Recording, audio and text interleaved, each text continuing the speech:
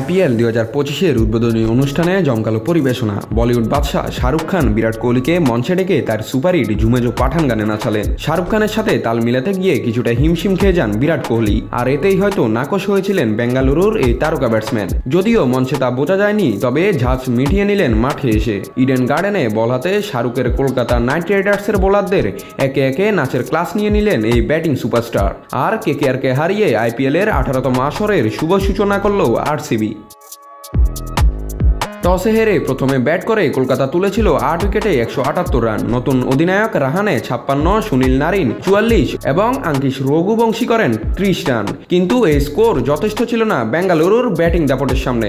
লক্ষ্য তারায় নেমে দুর্দান্ত শুরু করেন কোহলি ও ফিলিপ সল্ট। তাদের ওপেনিং জুটিতে মাত্র 8 ওভার 3 বলে 95 রান তুলে নেয় বেঙ্গালুরু। সল্ট 31 বলে 56 করে বিদায় নিলেও কোহলি ছিলেন অপরাজিত। তাকে সঙ্গ দেন রজত পতিদার, যিনি মাত্র 16 বলে 34 রান করেন। এরপর লিয়াং লিভিস্টন 5 বলে 15 রান যোগ করলে 22 বল হাতে রেখে 7 উইকেটে জিতে যায় বেঙ্গালুরু। আর 36 বলে 59 রানের অপরাজিত ইনিংস খেলে দলের জয় নিশ্চিত করে মাঠ ছাড়েন বিরাট কোহলি।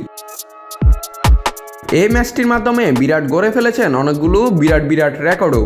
এই ম্যাচটি খেলে তিনি অর্জন করেছেন ক্যারিয়ারের 400তম টি20 ম্যাচ খেলার গৌরব। ভারতীয় ক্রিকেটারদের মধ্যে তার উপরে আছেন 448 ম্যাচ খেলা রোহিত শর্মা ও 412 ম্যাচ খেলা দীনেশ কার্তিক। আবার এশিয়ার মাটিতে প্রথম ব্যাটসম্যান হিসেবে টি20তে 11,000 রান পূর্ণ করেছেন কিং কোহলি।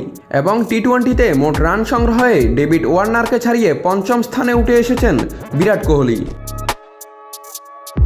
এছাড়াও আরেকটি নজির করেছেন কলকাতা নাইট রাইডার্সের বিপক্ষে 1000 রান পূর্ণ করে। এটি IPL-এ তার চতুর্থ দল, যার বিপক্ষে তিনি 1000-এর বেশি রান করেছেন। এর আগে চেন্নাই, দিল্লি ও পাঞ্জাবের বিপক্ষে এই মাইলফলক স্পর্শ করেছিলেন বিরাট কোহলি।